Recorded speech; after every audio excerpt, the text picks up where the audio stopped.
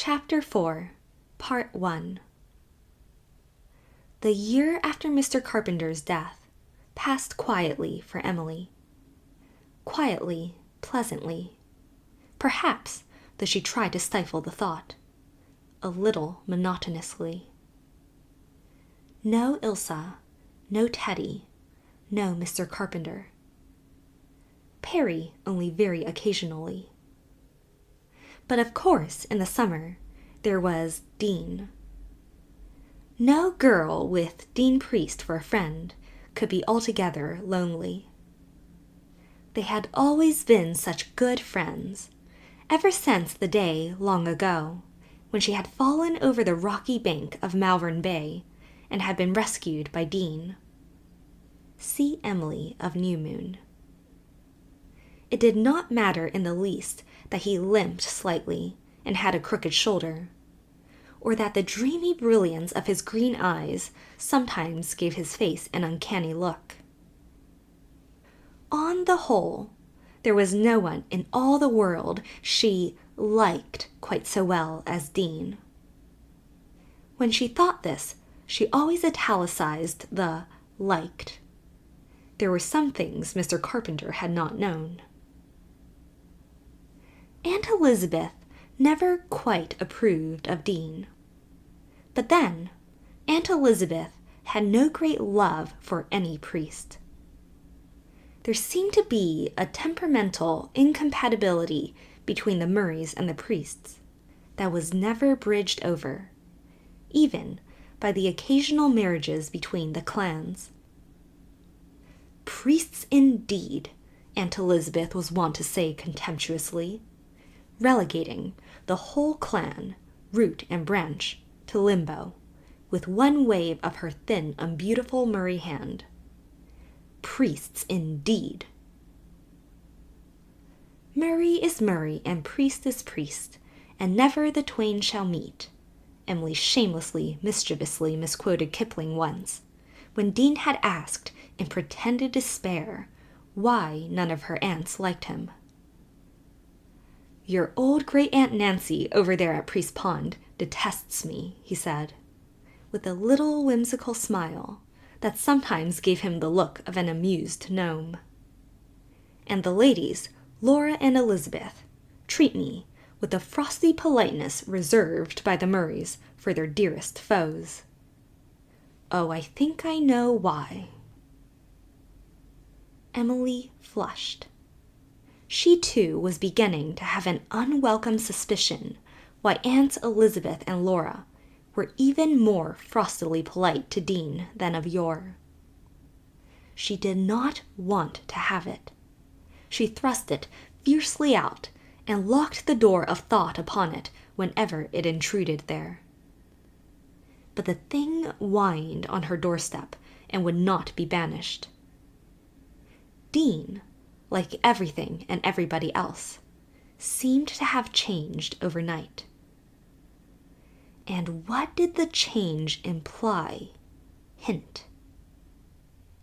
Emily refused to answer this question. The only answer that suggested itself was too absurd and too unwelcome. Was Dean Priest changing from friend to lover? Nonsense, errant nonsense, disagreeable nonsense. For she did not want him as a lover, and she did want him madly as a friend. She couldn't lose his friendship. It was too dear, delightful, stimulating, wonderful. Why did such devilish things ever happen? When Emily reached this point in her disconnected musings, she always stopped and retraced her mental steps fiercely, terrified to realize that she was almost on the point of admitting that the something devilish had already happened or was in process of happening. In one way, it was almost a relief to her when Dean said, casually, one November evening, "I suppose I must soon be thinking of my annual migration." "Where are you going this year?" asked Emily. "Japan. I've never been there. Don't want to go now particularly. But what's the use of staying? Would you want to talk to me in the sitting room all winter with the aunts in hearing?" "No," said Emily, between a laugh and a shiver. She recalled one fiendish autumn evening of streaming rain and howling wind when they couldn't walk in the garden, but had to sit in the room where Aunt Elizabeth was knitting and Aunt Laura crocheting by the table. It had been awful. And again, why? Why couldn't they talk as freely and whimsically and intimately then as they did in the garden? The answer to this, at least, was not to be expressed in any terms of sex. Was it because they talked of so many things Aunt Elizabeth could not understand and so disapproved of? Perhaps. But whatever the cause, Dean might as well have been at the other side of the world for all the real conversation that was possible. "So I might as well go," said Dean, waiting for this exquisite tall white girl in an old garden to say she would miss him horribly. She had said it every one of his flitting autumns for many years. But she did not say it this time. She found she dared not. Again, why? Dean was looking at her, with eyes that could be tender or sorrowful or passionate, as he willed, and which now seemed to be a mixture of all three expressions. He must hear her say she would miss him. His true reason for going away again this winter was to make her realize how much she missed him, make her feel that she could not live without him. "Will you miss me, Emily?" "That goes without saying," answered Emily lightly. Too lightly. Other years she had been very frank and serious about it. Dean was not altogether regretful for the change, but he could guess nothing of the attitude of mind behind it.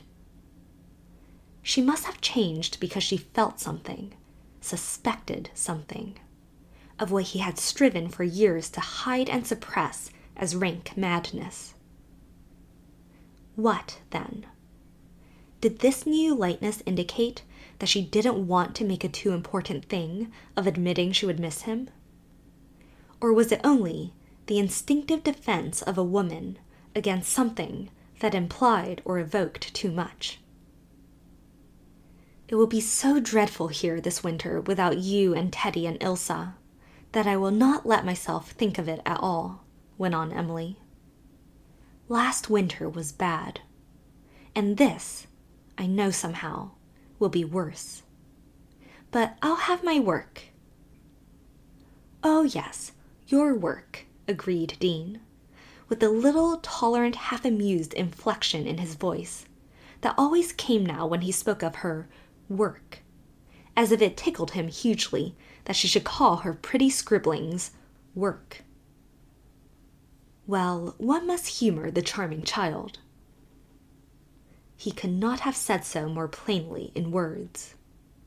His implications cut across Emily's sensitive soul like a whiplash. And all at once, her work and her ambitions became, momentarily at least, as childish and unimportant as he considered them. She cannot hold her own conviction against him. He must know. He was so clever, so well educated. He must know. That was the agony of it. She could not ignore his opinion. Emily knew deep down in her heart that she would never be able wholly to believe in herself until Dean Priest admitted that she could do something honestly worthwhile in its way. And if he never admitted it... I shall carry pictures of you wherever I go, Star, Dean was saying. Star was his old nickname for her, not as a pun on her name, but because he said she reminded him of a star. I shall see you sitting in your room by that old lookout window, spinning your pretty cobwebs, pacing up and down in this old garden, wandering in the yesterday road, looking out to sea. Whenever I shall recall a bit of Blairwater loveliness, I shall see you in it. After all other beauty is only a background for a beautiful woman.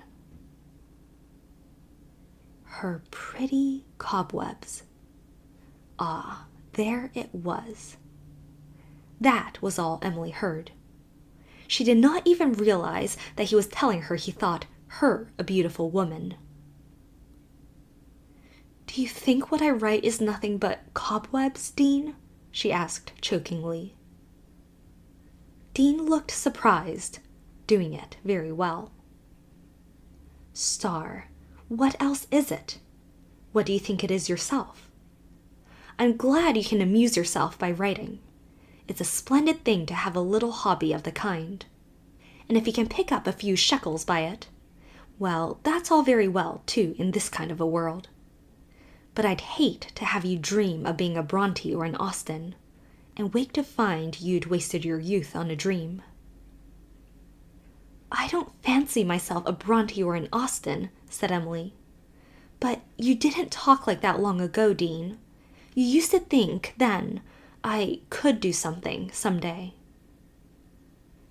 We don't bruise the pretty visions of a child, said Dean. But it's foolish to carry childish dreams over into maturity. Better face facts. You write charming things of their kind, Emily. Be content with that, and don't waste your best years yearning for the unattainable or striving to reach some height far beyond your grasp. Part 2. Dean was not looking at Emily. He was leaning on the old sundial and scowling down at it with the air of a man who was forcing himself to say a disagreeable thing because he felt it was his duty. I won't be just a mere scribbler of pretty stories, cried Emily rebelliously. He looked into her face. She was as tall as he was, a trifle taller, though he would not admit it. You do not need to be anything but what you are, he said, in a low, vibrant tone. A woman such as this old new moon has never seen before. You can do more with those eyes, that smile, than you can ever do with your pen. You sound like Great Aunt Nancy Priest, said Emily, cruelly and contemptuously. But had he not been cruel and contemptuous to her? 3 o'clock that night found her wide-eyed and anguished.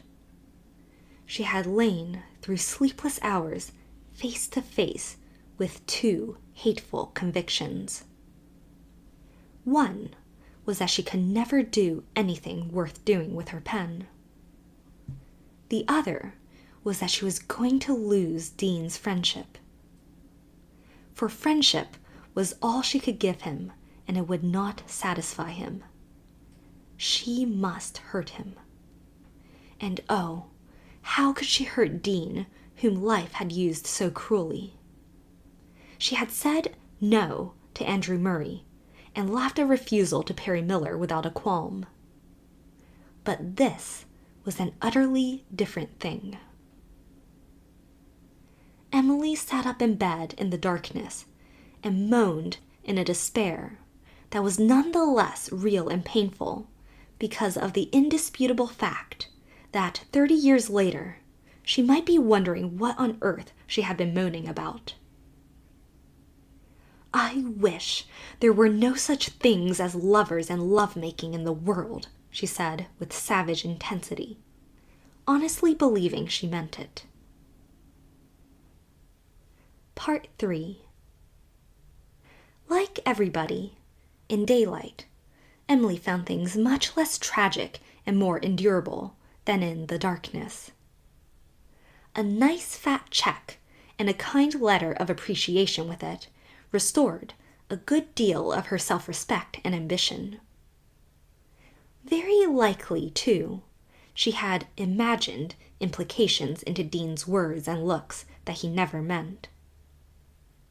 She was not going to be a silly goose, fancying that every man, young or old, who liked to talk to her, or even to pay her compliments in shadowy moonlit gardens, was in love with her. Dean was old enough to be her father. Dean's unsentimental parting when he went away confirmed her in this comforting assurance, and left her free to miss him without any reservations. Miss him she did, abominably. The rain in autumn fields that year was a very sorrowful thing, and so were the gray ghost fogs coming slowly in from the Gulf. Emily was glad when snow and sparkle came. She was very busy, writing such long hours, often far into the night, that Aunt Laura began to worry over her health, and Aunt Elizabeth once or twice remarked protestingly that the price of coal oil had gone up.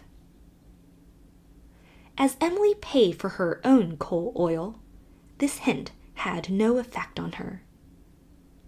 She was very keen about making enough money to repay Uncle Wallace and Aunt Ruth what they had spent on her high school years.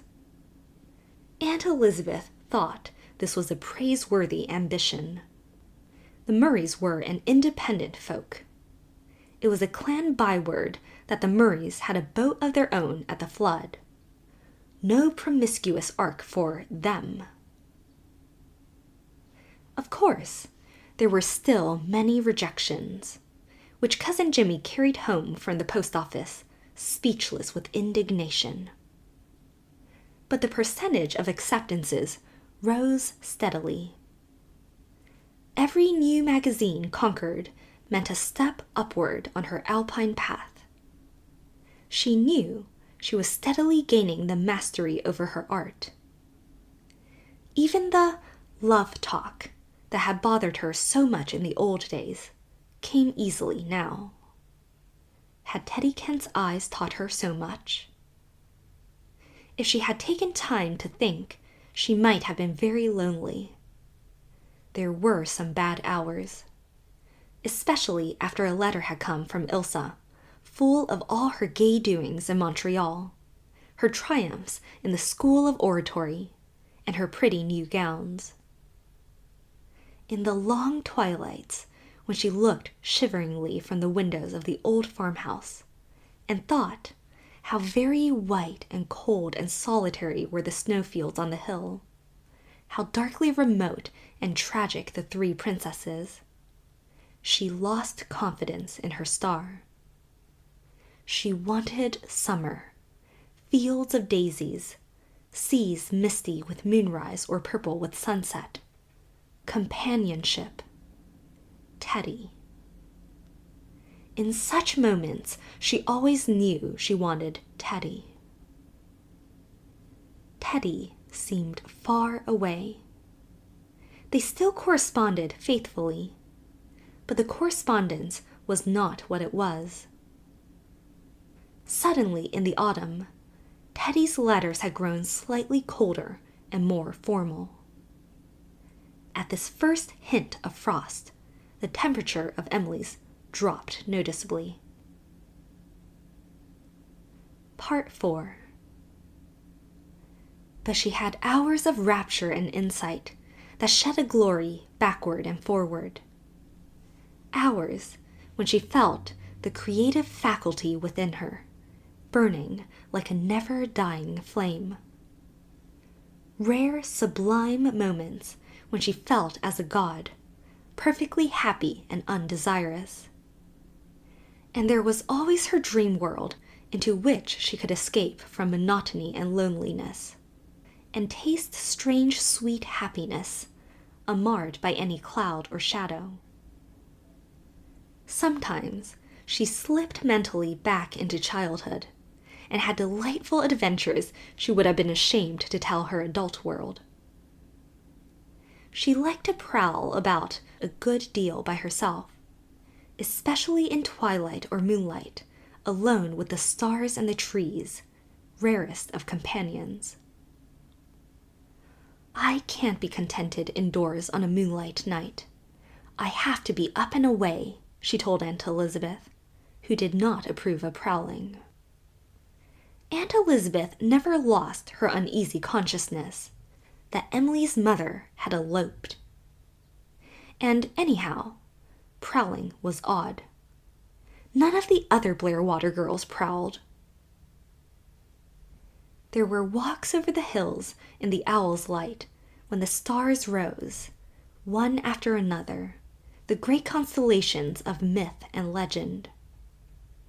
There were frosty moonrises that hurt her with their beauty, spires of pointed firs against fiery sunsets, spruce copses dim with mystery, pacings to and fro on the tomorrow road. Not the tomorrow road of June, blossom-misted, tender in young green, nor yet the tomorrow road of October, splendid in crimson and gold, but the tomorrow road of a still, snowy winter twilight, a white, mysterious, silent place full of wizardry. Emily loved it better than all her other dear spots. The spirit delight of that dream-haunted solitude never cloyed, its remote charm never palled. If only there had been a friend to talk things over with. One night she awakened and found herself in tears, with the late moon shining bluely and coldly on her through the frosted window panes. She had dreamed that Teddy had whistled to her from Lofty John's bush, the old dear signal whistle of childhood days, and she had run so eagerly across the garden to the bush, but she could not find Teddy. "Emily Bird Starr, if I catch you crying again over a dream," she said passionately,